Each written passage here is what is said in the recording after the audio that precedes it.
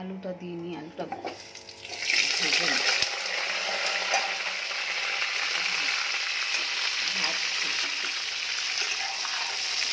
একটু লাল করবো।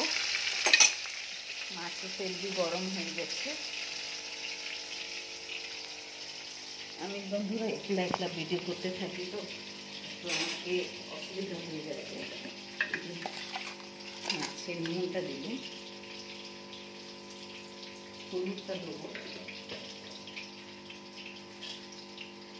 হলুদটা দেবো।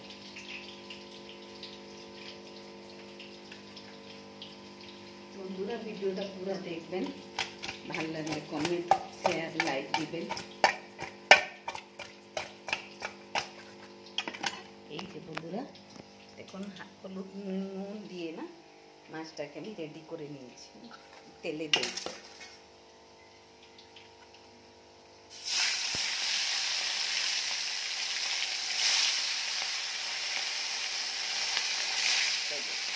ভাজা করবো, ভাজা করে তারপর ঝোল করবো।